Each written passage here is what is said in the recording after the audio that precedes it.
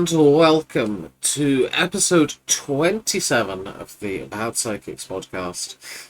Today we are discussing the brand new season of Survivor, Survivor 49,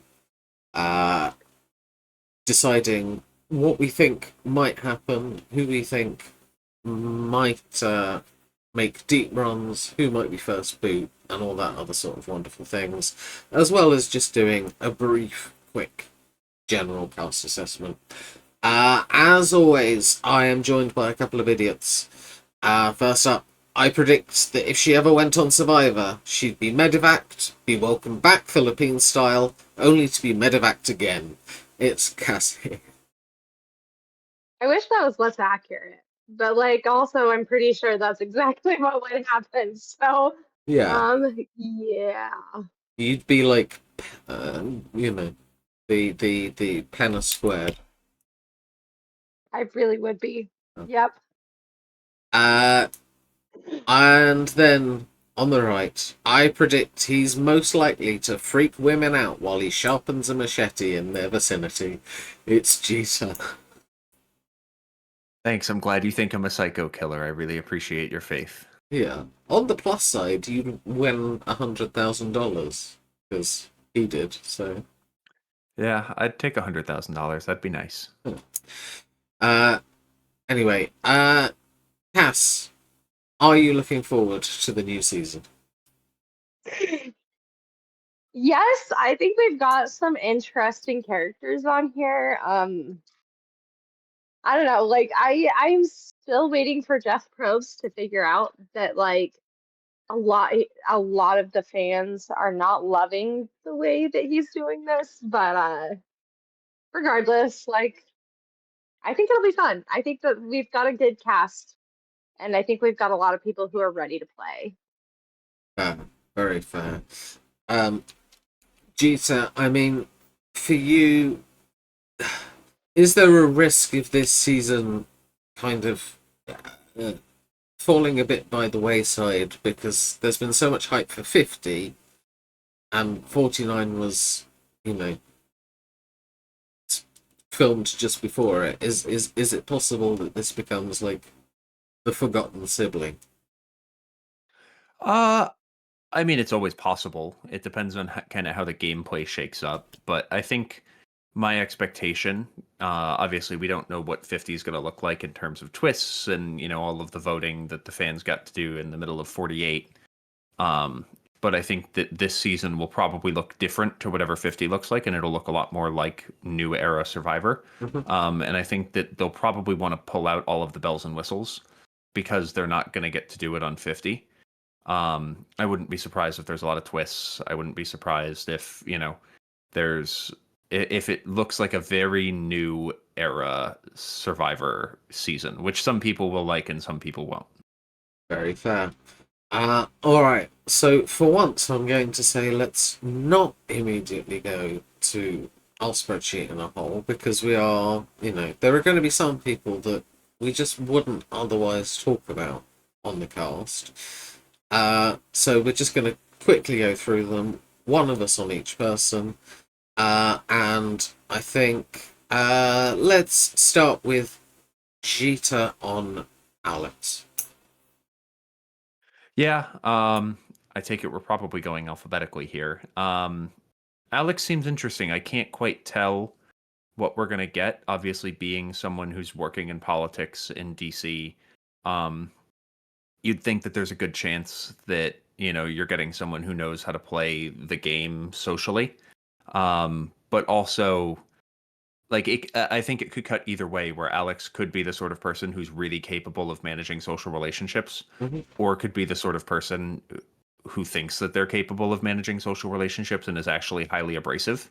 Because both of those types exist in DC politics. I say that as someone who lives in the DC area. Jimmy. Um, Not an episode about Big Brother.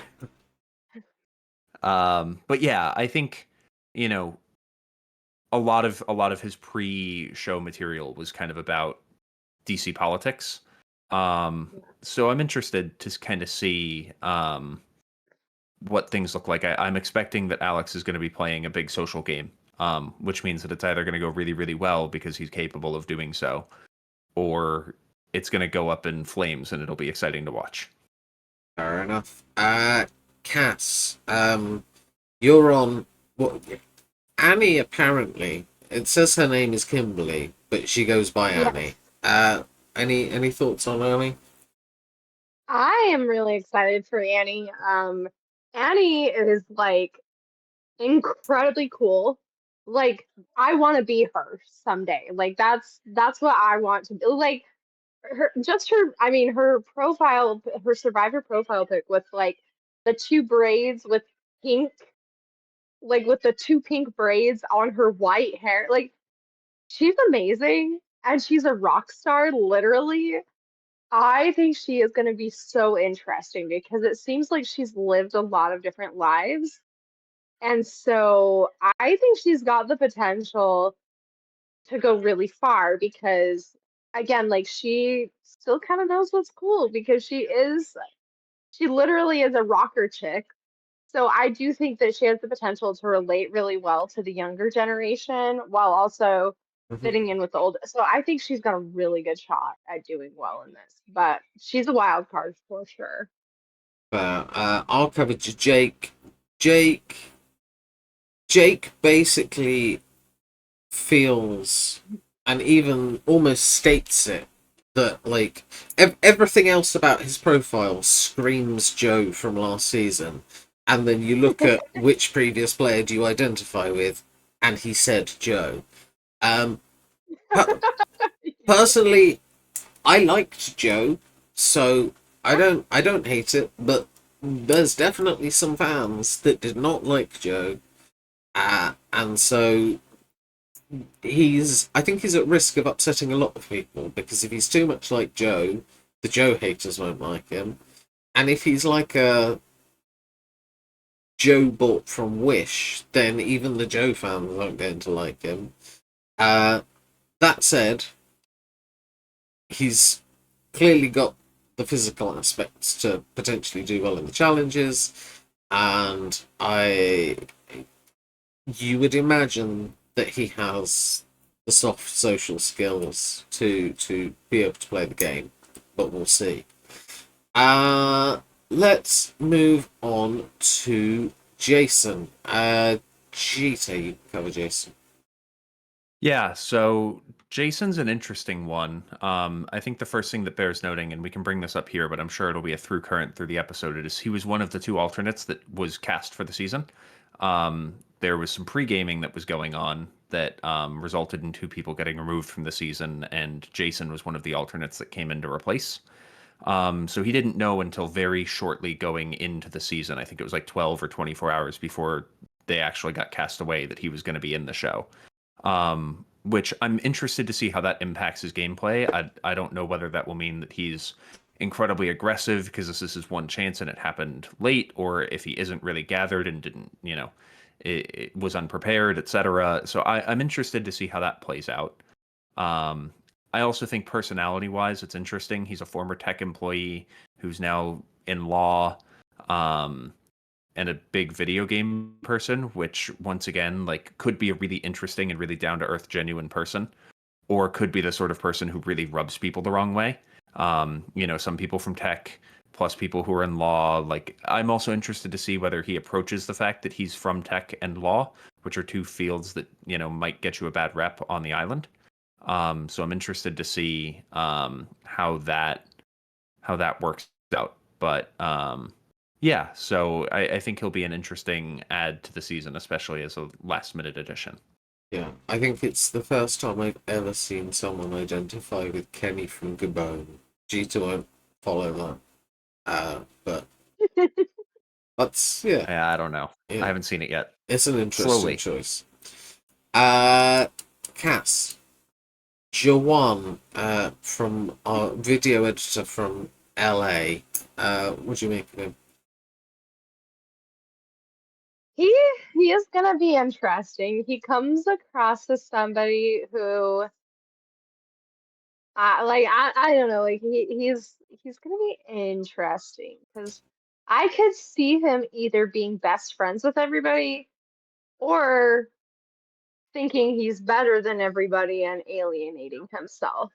Just because um, he's trying to work in film, like he he could go either way.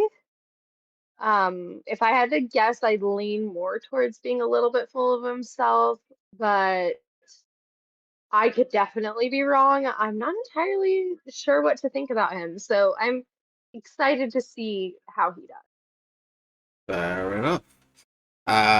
On to Jeremiah. I'm. I've got to be honest. I think a lot of people will love Jeremiah. Uh, not not my sort of person from what I'm reading. Like horoscope people, that on its own, not too bad. But bringing it up twice, bringing up tarot cards, manifestation. I'm just like good for you, but like I'm not convinced it's in any way relevant to Survivor. Also, like why will you be the sole survivor? Because I'm a Karate Kid and no one will ever see me coming. It's been a long time since I watched Karate Kid, but to the best of my knowledge, he wasn't invisible. If anything, he got his ass Oh kicked no. repeatedly before Yes. he succeeded. So weird sentiment. Yeah, not for me. Maybe I'll be proven wrong, like Cass was with Joe last season. After, I was so proven wrong with him. Yeah. uh, let's move on to Christina with Jeter. Yeah, it's really interesting. Her profession, she's an MBA career coach, which I think is not an easy career in terms of managing egos. And that could be a skill that is helpful because, you're working with a lot of people who have very particular views, and who see the world a certain way, and being able to, communicate with them could be a good thing. I am not sure how she will be able to fare. Like, it's hard to tell from most of these people. Like, you can tell the male comp beasts of the guys who have the huge muscles, like Joe or um, what's his name from last season? David. David, chocolate milk guy. Yes. But I think with the female cast contestants, castaways, whatever you want to call them, it's a little bit harder to tell who's going to be a comp beast versus who's going to really have to rely on social game. Yeah. And I just can't tell where Christina's going to fit in, especially given some of the other folks on her tribe. I think it'll be interesting to kind of see how those personalities blend and whether she's able to find a home. Fair. Very fair. Uh, I mean, I I feel like I have to go to Cass for the next one. We have Matt Williams from Utah. Cass, talk to me about Matt. Matt, so funny thing is, like, actually, his hometown, Farmington, I actually grew up about 10 minutes north of that. So, and then he currently lives in St. George, which is 2 hours from where I live now and where my in-laws live. So, yeah, like you kind of had to come. Like the number of connections that I have, um, except, I'm a white person who doesn't have dreads, so like that's a big difference between us. But he seems like he could be like really cool. He also seems like he could, how do I say this nicely? But like he might he also could give like blissed out surfer vibes. I could see that in him again, like, you know, being a white man in your 50s with dreads, a little bit of an odd choice. And it's gonna be interesting to see how he fits in. Um, but I mean, yeah, he is from Utah, which I mean, it means he'll fit really well with people who are uptight, but like I don't think that's gonna be most of the people out in Survivor. So like we'll see. We'll see. He could go either way. He literally could be like the most laid back person because of where he grew up, because he kind of had to be, because like these people were gonna, people he grew up around probably would have pissed him off otherwise. Like, let's be real. He seems way too laid back for most of the people who live in Utah. So, um, we'll see. We'll see what happens. He could go either way. Very fair. Next, MC. I'll cover MC. I feel like um I don't mean this as an insult, just kind of a statement of fact. All of her answers are quite standard answers. Like that she's not giving me much, which I'm like, oh, nobody else has ever said that. It's very. Her hobbies are pretty consistent. The words to describe her, lots of people have. Like her pet peeves are very common. She shouts out her family, which a lot of people do. Like I don't. I feel like she is, for me, the sort of player who can very safely, comfortably make it a reasonable way in the game. I just don't necessarily know that she's got that je ne sais It quoi. factor. Yes, exactly. But we'll see. Yeah. Could be very wrong. Let's move on to Nate. Gita, you can cover Nate. Yeah, it's interesting. When I first looked at Nate's profile, I wouldn't have guessed that Nate was 47. He seems like he's in pretty good shape and will be able to handle like the physical rigor that New Era Survivor presents. Despite being one of the older members of the cast. It's also interesting to see someone talk about like they've been watching it since season 1 aired live. Mm-hmm. I don't feel like we see a lot of people who talk in that sort of way because a lot of people who are on the show weren't alive and remember watching at that, that far Yeah. back. Yeah, I think it'll be interesting to see. Some of his answers are a little bit curious to me. I think the one that really jumped out at me as kind of a potential red flag was, "What do you value in an alliance partner?" He said someone who's loyal and good at deception, but doesn't take pleasure in deceiving our tribe mates. And that he doesn't want people who are sociopaths about lying. I think when I think of the sorts of people who play this game, you could get someone who just takes pleasure in tricking people and try. Yeah. I think that there's a chance that you do find some people, especially given the group that he's in, where he's with a bunch of people who are a lot younger than him. The next oldest person on his tribe is 31. It could be interesting if you have a lot of people where there's a generational gap, where they're just, is he going to be able to deal with the fact that they might be blowing smoke up his rear?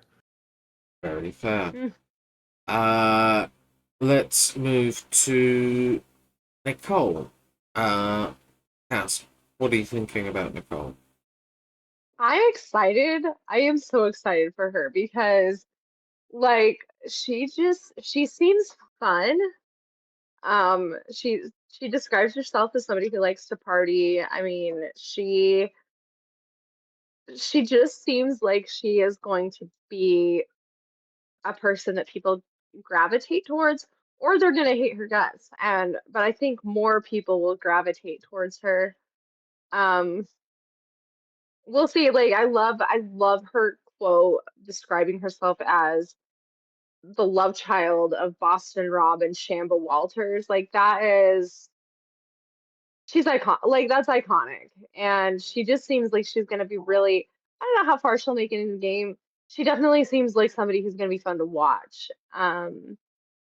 Like she kind of makes me think of like a more enthusiastic, well, no, yeah, she just seems very enthusiastic and like full of life. So I think she's got a lot of potential. I can't wait. I can't wait to watch her. Perfect. Next, we move on to Rizzo. I mean, I I don't necessarily know what to make of Rizzo. We have a High School Musical reference. We have wrestling references. Uh, is in tech sales, but then he also brings up David Wright, which is another, I'd say, unusual person to identify with. And then uh, he's of Albanian descent. I am wary of Albanians, having once upset the Albanian mafia, but that's not a story for this podcast. Um, so yeah, I think it also doesn't mention, but it like in the VT we saw at the end of 48, we did see that he goes by Rizgod, and I'd be interested in knowing if that's how he gets referred to on the show. Like, there is something quite amusing to me about the idea of Jeff Probst, like, commentating on a challenge and being like, up steps Rizgod. um, but we'll see. Uh, Next, we have Sage from Olympia, Washington. Cheetah, what are you thinking? Sage is really interesting, and I'm not sure what to make of it. So in her answers, she explains that her current occupation, she's a social worker. She's also ex-military, and identified as neurodivergent, which I think is a really interesting trio. I can also, my guess is that as one of her pet peeves, or actually as two of her pet peeves, she referenced disliking the patriarchy, which I just like when I'm putting all of this together, I'm collecting the sort of person that, once again, like I'm trying to think of like who's able to blend, who's able to mesh, who's able to put aside the Yeah. way that they are and fit in with a group. And it's possible that she is capable of doing that as a social worker. It's also possible that as a social worker who has strong views on the world, depending on the people that she's with, she might not mesh. And that could be a good thing or a bad thing. I just, when you're trying to think about like making these sorts of predictions, variability and questionability and like how's this going to go is something that I get worried about, when trying to track someone's potential path. Like I could see someone who is like socially grading going out early, and not to say that these things are inherently, but to the people that she's with, it might be. Fair, very fair. Cass, you can take Savannah. What are we thinking? Savannah, I'm interested to see because I do think she gives Abby vibes, Abby Mara, and who is one of my all-time favorite Survivor villains. I just think Abby is an icon, and I love her for that. So I think Savannah has the potential. I mean, she's beautiful. She seems like somebody who, based on her past career, like on her career path, like she's got charisma. And she seems like she's not really afraid to play dirty if she needs to. So we could have another epic female villain on our hands, but only time will tell. I really do think she's got Abby Mara potential though. And honestly, it's been a minute since we've had a solid female villain, and I'm excited to see if she can be that. Yeah, I can't Love lie. that. I'm not getting Abby Maria vibes from her, but you could be right. Next up is Shannon. She is from Boston. I feel like I I haven't like double checked this, But I feel like the word count of her little interview bit. I'm getting attacked by a moth. Don't mind me. Um, I feel like the answers she gives are long and very in depth, and I just I get the vibe that she might be very talkative and potentially a little clueless, because in her favourite hobbies she says listening to bangers. Fair enough, but she puts in brackets great tunes because apparently we're all idiots who don't understand what listening to bangers means. So yeah, not not sure about her, but we'll see. Jeter, Sophie without an E. Yes. There are two Sophies on this season. And there's also two people with the same surname, so this is all going to get very confusing. But yeah, I can't tell with Sophie with an I. Um, I like I think that she has the potential to be really interesting. Her story is really interesting as someone who like Survivor helped her grandmother learn to speak English, and she applied to play in her honor. And has had a real journey as someone who has Hispanic heritage. Um, but also I'm really interested on specifically the answer, why will you be the sole survivor? She talks about how she thinks she can split emotion from game, and she's not expecting to be a comp beast, but is expecting to be able to kind of try and run the game socially and being able to like make connections with people, but separate that and make game decisions. I think we saw last season that it was like that was an undercurrent of like the relationships were really meaningful and really strong, and that impacted people's ability to make those decisions. And I'm interested to see whether she's able to be cold blooded or whether being cold blooded gets her in hot water. I think it's one thing, it's very easy to sit here and say, no, when you're on your couch, you can make these decisions and you can separate it and you can do what you have to do.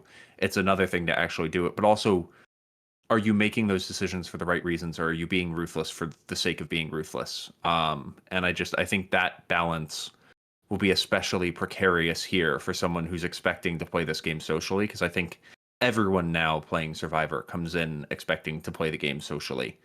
And it's really hard, it takes a lot of skill to be the puppeteer, and a lot of people can think that they're the puppeteer when they're not. So I'm really interested to see how this plays out as someone who has so outwardly said that they want to play a social game. But okay, so our penultimate castaway is Sophie with an E.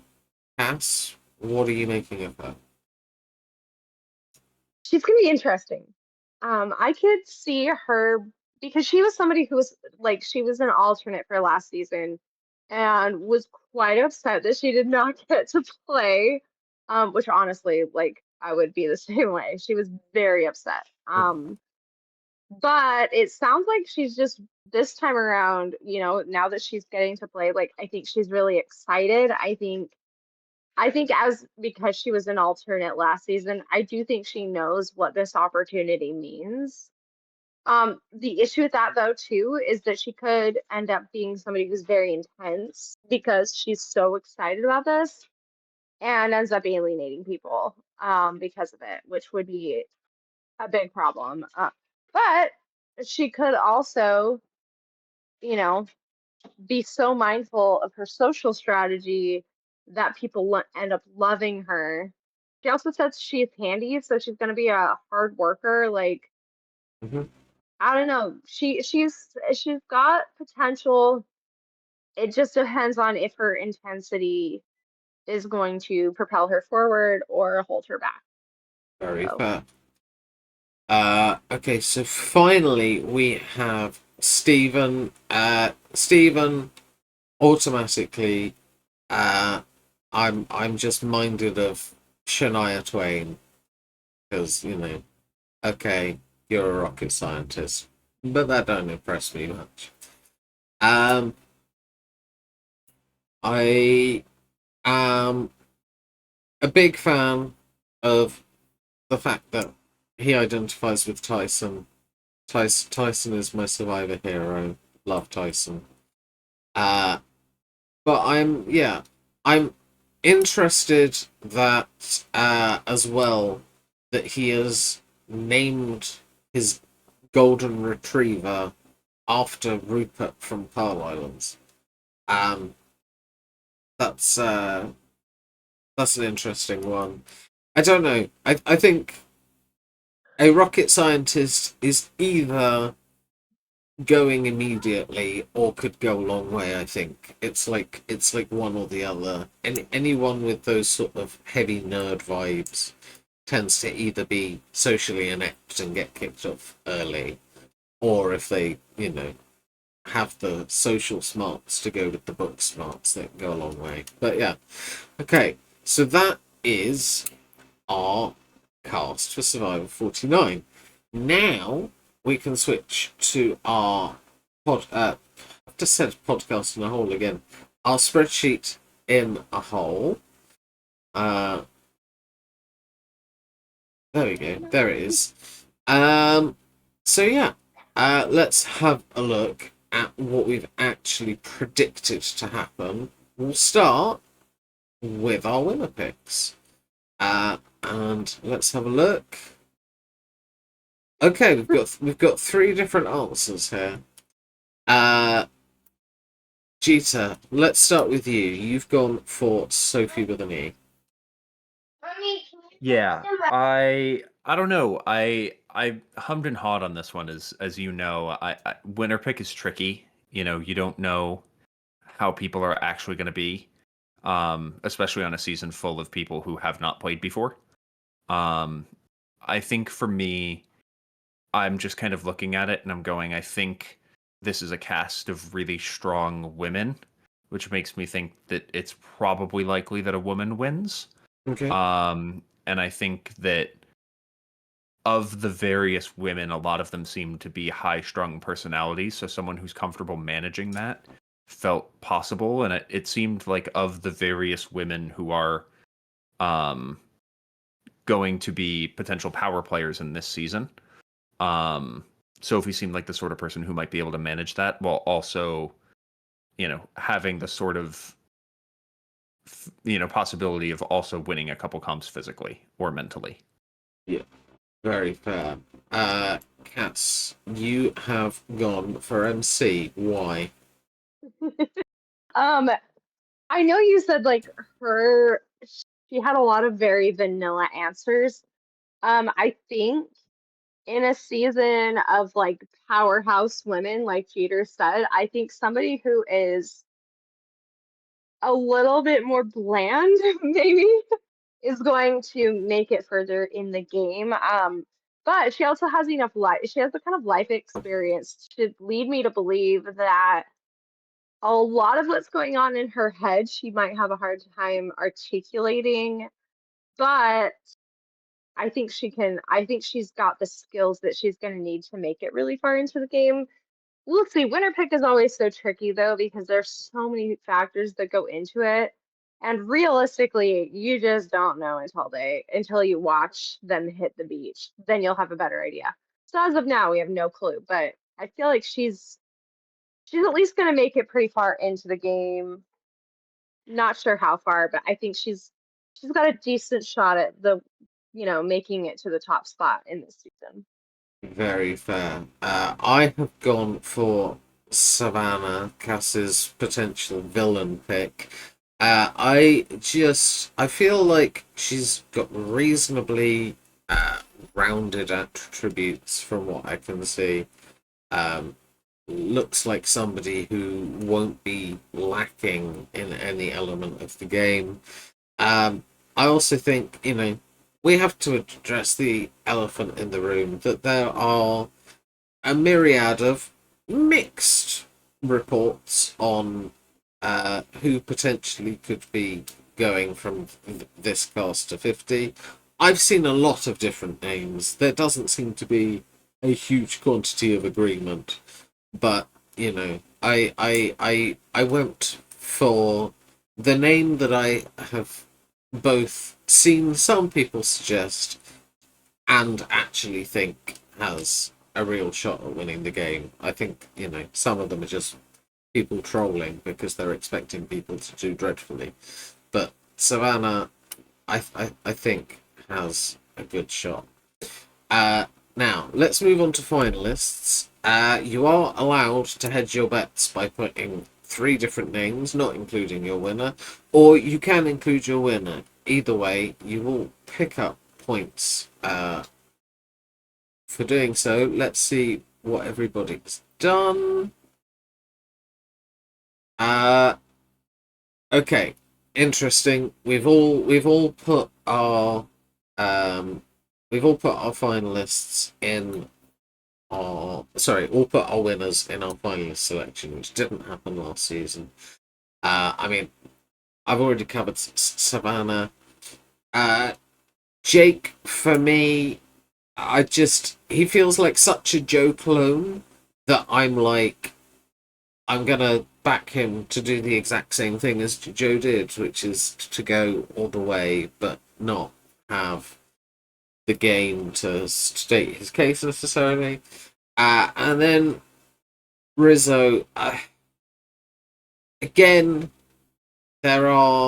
his name is one of the ones floating around potentially for 50. I don't know for sure, but what I do know is that he got a reasonable amount of airtime in the season 50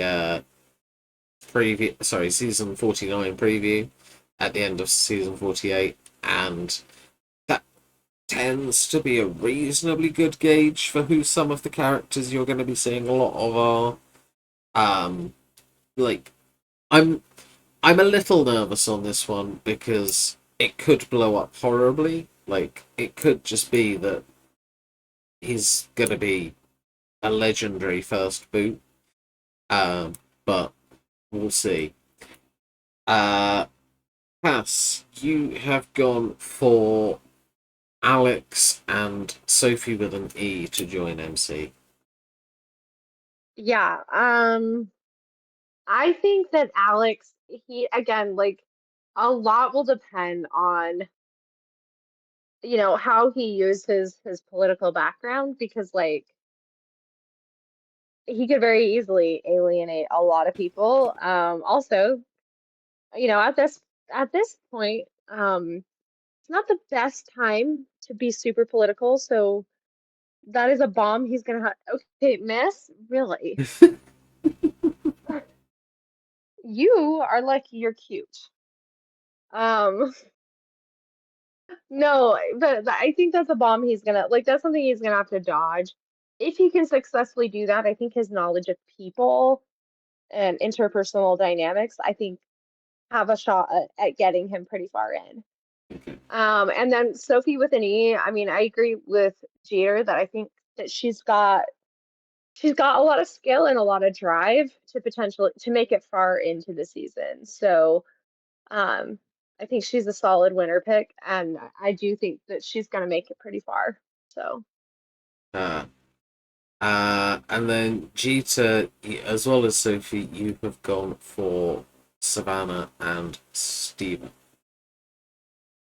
Yeah, so I think Savannah's been talked about a bit fairly well by you, but I think I have seen some of those rumors swirling as well, and I looked into a little bit of who might be on 50, and that wasn't the only decision maker. I think Savannah looks like the sort of person who will be good at this game, and I was looking at it anyways, and I was like, huh, all this adds up, and then add on rumors for a whole bunch of different people, and I was like, I don't know what's going to happen, but Savannah looks like the sort of person who could go far. um so I was like, I think that could be really possible. And then, to be honest, I mostly went with Steven because I thought it'd be really freaking cool if a rocket scientist went far. I have to think that he's smart and he's going to be capable of playing well, and you know I think everything that I read on his answers, I was like, I think that he might be really capable of managing all of this. And I nearly put him for my winner pick, but I ended up deciding to go with Sophie. Fair enough. Next, we are going to our first boots. Scoring for this one is you lose a point for each round they survive. So, last season we did terribly, and each of us picked somebody that at least made it to the halfway point of the game. So we'll see if we can do better this time. Let's have a look at who we've all gone for. Different names again. I mean, I've gone for Christina. My rationale for that is that I think she is possibly likely to struggle challenge wise. She's on an interesting tribe, let's put it that way. For me, I personally suspect that Hina might be our train wreck tribe for the season. So if I'm expecting them to go to tribal first, I feel like the obvious two to go first are either Christina or Matt, and for me, my guess is going to be that Matt would be more competent on the challenges, but we'll see. Then we go to Cass. Cass, you have gone for Shannon. Why? Shannon, she gives me major like last season Stephanie vibes. Mm-hmm. I believe that was the name of the first boot last season, and I think that she has the potential to really annoy the crap out of her tribe mates, especially with all of her talk about astrology. I mean, she's basically me, but she talks a lot more about astrology. Like she seems very, very talkative, and that's coming from me. Like that, I like knows like. I know that, and except she talks more about astrology, and personally, that's something like I find it very hard to take somebody who talks that much about astrology seriously. Um, her tribe mates may be completely different from that, but she does remind me a lot of Stephanie from last season, who was the first boot last season. So yeah, we'll see. Perfect. And then Jita, you have gone for Annie.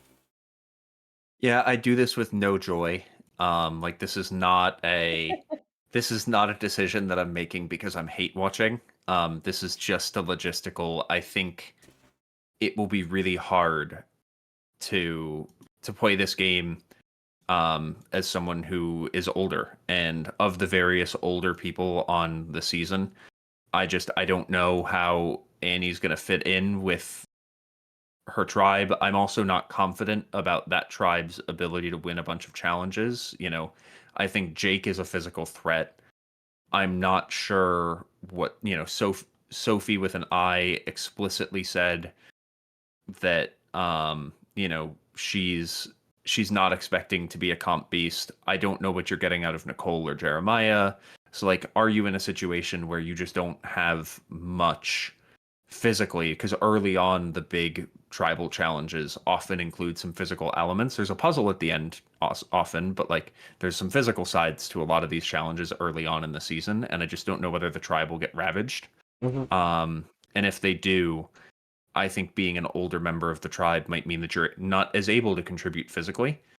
And like that could be it. And, for me, to be honest, because with this one, you lose a point for every place that you're off. I've wanted to go with someone that I didn't think would be making a crazy deep run. Fair enough. I mean, speaking of tribes, well, not tribes that will struggle, quite the opposite.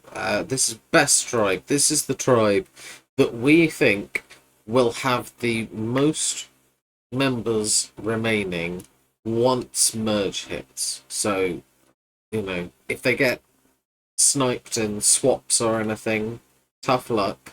It's how many people from each original tribe makes it to merge.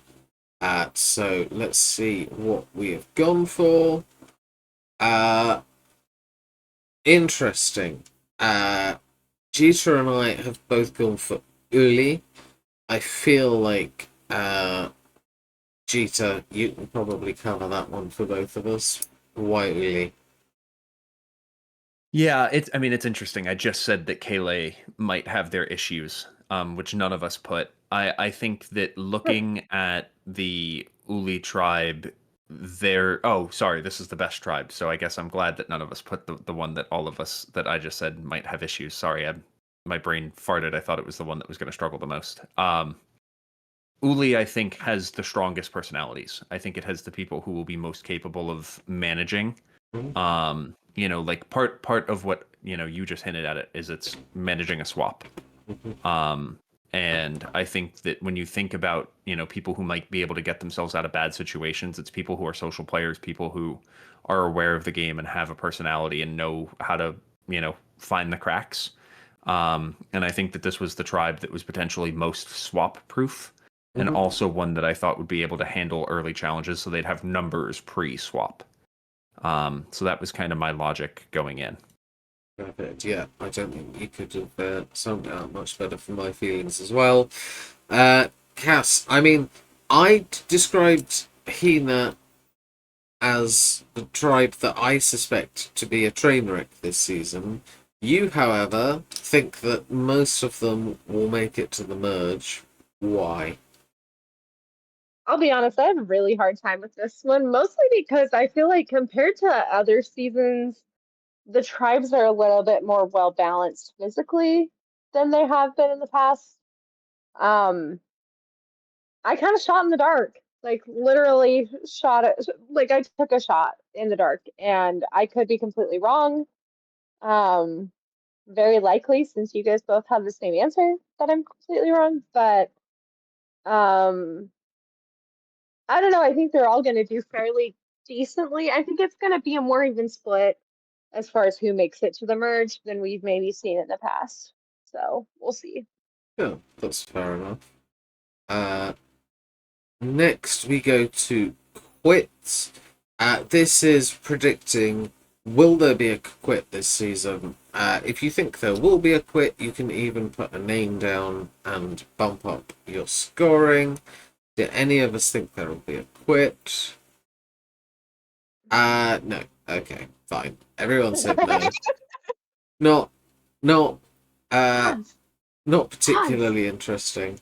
I mean, we've I think yeah, we've not had a quit for a while, to be fair. Survivor They kind of know 45. what they're getting into. Yes. Survivor Yeah. 45 was the last one. Um so I don't think we need to spend too much time on that. So instead let's go to Medivacs. Will anybody get Medivac this season? Again, you can put down a name if you want to be really brave. Uh okay, interesting. Uh, two yeses and a no. I mean, Jeter, I'm pretty confident that you're just going to go, yeah, playing the odds. But I'll go to you first. I mean, I'm happy because I feel like it's more likely than not that there isn't a medevac, and now I'm the only one who said no. So if the likely thing happens, I think I did the research into this at some point, but I think it's like only 1/3 of seasons have had a medevac or something like that. So statistically speaking, I'm better off saying no, but especially given both of you said yes. I don't know if there's been something in like pre-show footage that hinted at it. I know we had that issue last season where you thought there was going to be Z because of pre-show footage, and they like did this whole thing, and you thought you had an edge, and then it didn't happen. So I don't know if that's happened again, and you fell for it again, or if this is just like you're testing your luck. But no, I figured I'm safer just putting no and hoping that I'm right. But from my perspective, yes, I did get baited last season because there was a clip of Jeff calling for medical. My logic is now Jeff didn't call for medical in the thing, so maybe that means that medical are involved.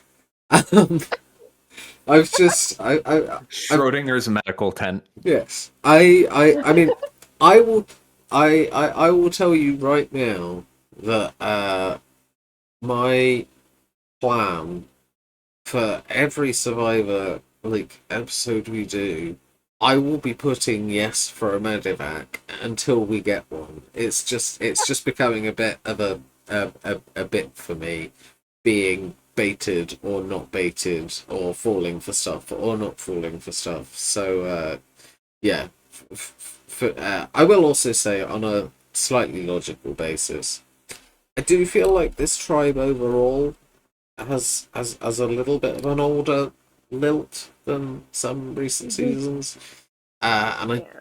do think you are more likely to get injuries and medical issues with older cast members, but we'll see.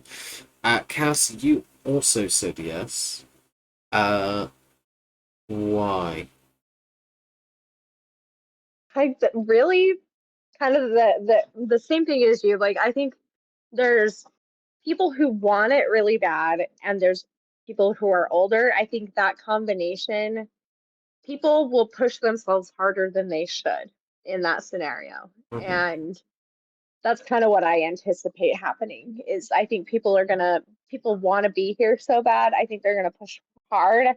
And with the age of the contestants being slightly older, I think we're gonna see more problems physically than we have in the past. So Uh, okay, next we've got confessionals. This is who do we think is going to be our narrator for the season.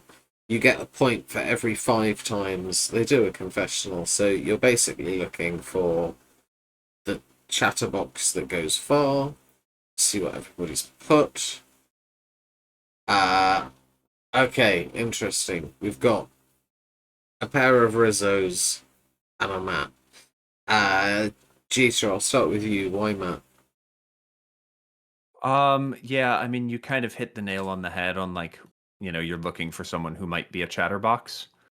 I think Matt's answers in his profile, I'm worried because he could be someone who goes early, but all of his answers were incredibly funny.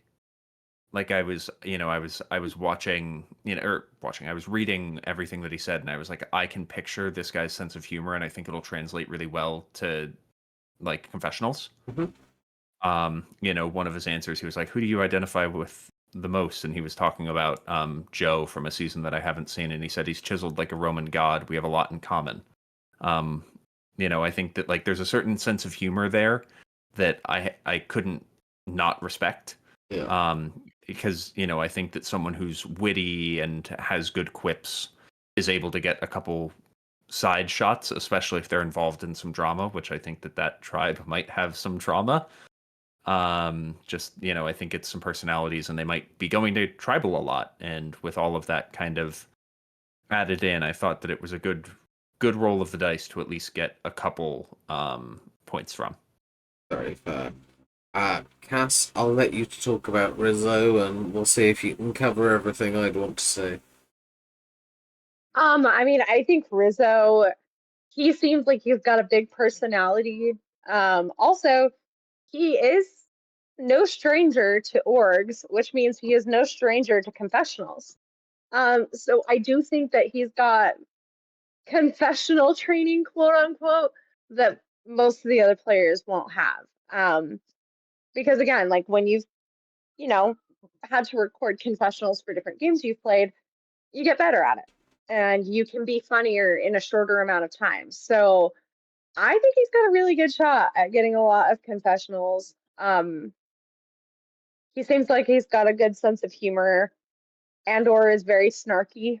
Snarky tends to get lots of confessionals. So um, I think he's got a good shot. I don't think I covered everything you wanted to, Z. Very fair. I mean, just for anybody listening who's not familiar, ORGS stands for Online Reality Games. There are lots of homemade versions of things like Survivor and Big Brother and stuff, which is how Cass and I met. So, And Jeter. well, I mean, Well, That's how I met you, Cass. I guess technically. yeah. yeah. Jeter has played one orb, and that was probably his last, but we'll see. Yeah. The casting for the returnee season of it has been actively ongoing as we've been recording. Yes, Um, indeed. Right. Next we move on to idle plays. So this is our predictions for how many successful idle plays there will be. So by successful, we are measuring it as it prevents somebody from going home, or at the very least, forces a revoke. Basically, it actually changes something rather than somebody playing it out of paranoia or, desperation or whatever. So how many successful ones do we each think there's going to be? Okay, interesting. Cass and Juice have both gone 3. I've gone 2. I mean, I don't think we need to cover this in too much depth. But basically, I don't think it will be a particularly high number. I think players are getting more and more savvy to idols and how to work around them. I will also say, does not include shot in the dark. If anyone plays a successful shot in the dark, um, so let's move on to Comp Beast. So this is who we think is going to do the best in challenges. You get 1 point for each non-lost. So if you come second in the early tribe phases, it counts. A point for every non-lost pre-merge competition, and then any you win post-merge are worth 2 points. Let's see what we're going for. Okay, interesting. I've gone Rizzo again. My logic here is I don't know what kind of player Rizzo is going to be. I'm fairly convinced that he's going to get a decent way through the game. But I don't know if that's going to be because he's like a little challenge beast, or because he's like social strategy snarky, and so I'm kind of hedging my bets a bit here. That if I don't get points for confessionals, I think I'll get points for Comp Beast, and if I don't get points for Comp Beast, I think I'll get points for confessionals. That's how I'm playing it. With any luck, it will be both, but we'll see. Cass, you have gone for Jake as your Comp Beast. Why? It gives a little bit of like meathead vibes. But like he's a meathead vibe. He gives meathead vibes with a reasonable amount of charm because he has to last long enough into the season to win the Comp Beast title. I do think that he's going to be pretty strong. I think that he's going to take a lot of the burden of winning challenges onto his own back. Again, he gives like Major Joe vibes. Mm-hmm. So I think that he's got a really good shot at being pretty intimidating in comps and charming enough for people to let that slide once you hit the individual portion of the game. That makes So sense. I will point out, because I'm interested in your logic here. You have chosen a confessionalist and a comp beast, both of which don't make your final 3. Is that because you think they're likely to come about 4th or 5th, or is that because you're like hedging your bets a little bit? a little bit of both. I think they'll make it a decent way into merge. I don't know that they'll necessarily make the end. I mean, we see it all the time where people who like early on, it wasn't it Say last season who had the highest, like who was killing it in confessionals, Mm-hmm. and then she was what, booted right before merge, like Yeah, I'm pretty confident or right after.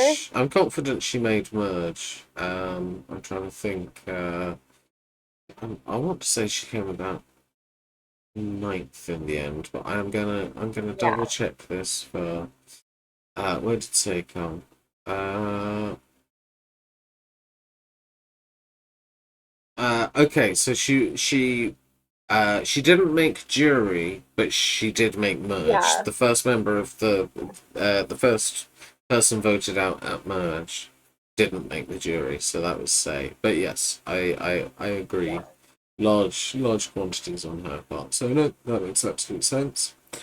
And then Cheetah, you've gone for MC as your comp beast. Continuing what is overall a very woman laden set of answers from you. Yeah, no, and I mean, as I said at the start, this was intentional. I think that this season has stronger women than men. I could be wrong. There could be a bunch of really, really strong men who end up, I can't tell from their application, or maybe with the amount of strong women, they take each other out. I don't know. Mm-hmm. I just kind of, when I looked at it, I went, I'm probably better playing the odds here and putting, the women that I think will do well, because there's a lot of really impressive women on this season. Mm-hmm. Um, this is a tricky one for me because, as I've said, I think Hina could be the sort of tribe that struggles. Sure. But, um, and we get points for tribe wins as well as individual wins. Mm-hmm. I do also think, though, that MC would be the sort of person who skates by if Hina goes to tribal early. I could be wrong. Hina could be a first boot. Or sorry, MC could be a first boot in Hina. Like I think Yuli's the strongest tribe early game, and I'm worried about Kaylee and Hina. Hopefully we don't have a situation where one tribe continually keeps losing over and over and over again, like seems to happen every single modern season that I watch. Yeah. Um, but I think that if Hina were to go to tribal early, MC would be enough of a physical threat to want to keep around for future successes. Um, and I think that MC is the sort of person that you would expect to do well as a woman in individual comps for the competitions that are not just based on pure brute strength, Mm-hmm. but are, your endurance competitions or something like that. As a fitness trainer, it felt like a safer pick. No, makes absolute sense. Right, on to our final question, which is, as always, our bonuses. Let's see what everybody's gone for this time. Okay, interesting. I mean, Jita, you've been very sparse with your description. You've just said no emotion. I feel like it conveys my point. It talks about my prediction in pretty blunt terms. It can't be misconstrued. I mean, I think the one thing that I am going to check, you want no appearance of Simotion at any point during the season. Yeah. Okay. Not just as a final competition, but just point blank period. They will not use the Simotion comp. My thought process being that I think in 50 they're probably going to pull out all of the stops of all of the classic comps. So I'm expecting that this one might have some new ones that they maybe want to try, that they wanted to try out before 50, and that we might not see some of the classics. Equally, I could be wrong because they have to build all of the stuff for all the classics that they're going to use in 50 because they were filmed back to back, and I could just be wrong, and they had to build some motion so that they could use it in 50. So I'm playing the odds that because they're going to use the big, um, all the bells and whistles in 50, that they're not going to here. Okay, so purely because this feels like the sort of petty thing which could get argued about between us. Obviously, the final competition was one of the elements voted for. We don't know if they're going to announce the results of any of those during 49. It might happen, it might not. If Simotion appears on the screen or is referenced as part of revealing stuff for 50, does that count? Is it just as a competition? I was intending it to be that the castaways of the current season taking part in season 49 of Survivor do not play Samotion Okay, perfect. or compete in Samotion. I am happy with that and will not punish you if it is referenced but not played. I just wanted to confirm. I think for me, I feel like Samotion tends to be the final comp. I'm gonna say roughly every other season at the moment. I think it tends to be 1 in 2. I think very, very, very occasionally they've used it before the final. So that would put the odds up, but equally, I think I concur that it's likely to be the final comp in 50 because I think the fans will have voted for it, so that puts the likelihood back down. So for me, I end up at a point where I think this is kind of 50-50. Um, I'd like I definitely think they could use Simotion. I yeah, I'm not sure. I'm going with 50-50, which would obviously be as a high offer 5 and 5, and then I'd probably say as a low safe one 3 and 2. Cass, do you have any strong feelings either way? I think it's more likely, I think it's more 60-40 that they won't use it. Like, I do think that Jeter, his prediction has a fairly decent likelihood of being accurate. So I agree. I think relatively low points, um, on the high end, low end seem reasonable to me. So I like your offer. Okay, fine. So Jeter, we're going with the 5-5 or a 3-2. Which would you like? Let's go 5-5. Okay, all good. Uh, Next we have Cass's, which is there will be a fake idol in the game which somebody attempts to use. Now I I think somebody trying to create a fake idol is pretty common Very likely. these days. So if it was just there will be one that appears in the game, uh, I feel like that wouldn't be particularly outrageous. But it's very rare that they get to the stage of tending to be used. I can only think of like three off Handful. the top of my head. Um, Yeah. but I think this is plausible but very unlikely. Uh, I'm trying to decide how unlikely. I feel like I'm at sort of probably about a 12 and 12 for a high. I think it's very unlikely, but it is within the realms of It maybe. could happen, but more likely than not, it won't. Yeah. Yeah. I think, yeah, for me, I'd probably go, yeah, I'd probably go high 12 and 12, but because you've gone very out there, I'd probably go for quite a low offer. So I think I'm at like 12 and 12 if you want to really roll the dice. But I'm only like really prepared for about a 4 and 3 for a low if you want to be safe. I think. Yeah. That's what I was going to say is like I'd feel rude doing like 12-12-6-6 and it's like, well, Cass has just predicted something that's out there and now has to take a higher loss. Like I think that there should be an option where the loss isn't that big. Yeah. If after sticking your neck out there, you don't want to double down. Yeah. So I agree. I'm fine with like a 12-12 because if Cass is feeling confident about this, that's a huge gain. And if Cass isn't feeling confident about it, then I think like a 4-3 feels right for like a you get a little bit and you lose a little bit. Yeah. Yeah, I I mean, think that works for me. what do you guys say to doing the 6-6?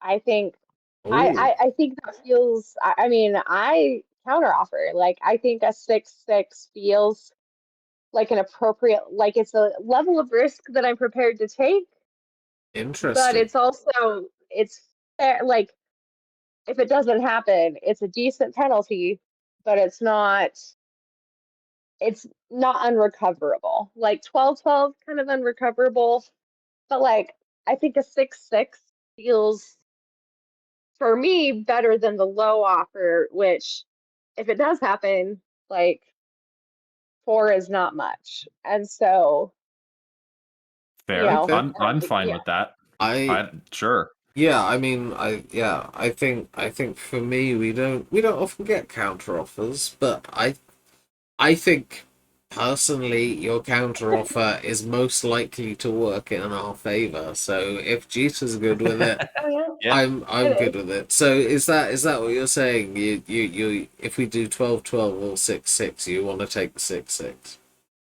I would want to take the 6-6 because I think Okay. again, like I think it feels like if it does happen, 6 points is great. If it doesn't, 6 points is probably gonna make me lose, but like not to the extent that 12 would. So Uh, uh, I have gone for, and I really struggled to set a numerical value on this one because it could go either way. There will be more than 8 references to Survivor 50 during the season.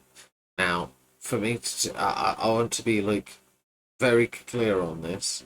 This is any mention of Survivor 50, any mention of the words in the hands of the fans, and if anybody talks about next season. So those are like my 3 things. I think some might be a bit more oblique possibly, but I think those three, and I'm saying there'll be more than 8 references. I really don't know how to go with this because I think there's a possibility that they try not to mention it at all so that it doesn't overshadow this season. The flip side is if they're really excited about it, they might not shut up about it. I really don't know.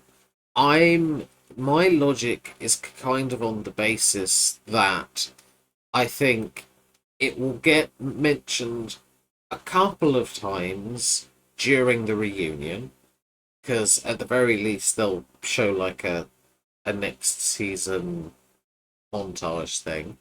So I'm going for a couple there, and then I'm basically going for every other episode. I think they might do something with it, be it just hype it up to hype or it. reveal one of the outcomes to the votes, something like that. So I've settled on 8. You can decide if I've gone too high or low. I want to ask a clarifying question. Go for it. Are you referring to just castaways talking about it, or Jeff talking about it amongst them, This or is like one of the cutaways where it's like apply now, but it's Jeff talking about season 50, or all of the above? all of the above. Okay. I think it'll happen. I think you've set a pretty fair line, but I'd go over. Okay. Like I think that this is. I think you are slightly unlikely to have this come true. I agree that there's a possibility that it's like 0 or 1 or 2. Mm-hmm. I also think that there's a chance that if it's not 0 or 1 or 2, it's probably like 10. Mm-hmm. Yeah. Um, like I think it's either going to be like probably every episode once, or and especially multiple times in the finale or reunion. Yeah. So I'm expecting that you probably get this wrong, at which point I want to give you like a high offer that would reward you for sticking your neck out on something that isn't likely to happen. Okay. So I'm thinking something like a 7-7 or 8-8. Yeah, I was thinking 8-8 for the high offer. Yeah. And then I don't know what your thoughts are on a low offer, Cass, because I know I've just yapped. I mean, not as much as I've yapped, so you're fine. I would say like a 4-3 would be a good low offer because that is pretty risky, but like, but also like more likely than mine. So Uh, Interesting. Okay, so you two are in agreement with 8-8 or 4-3? Yeah,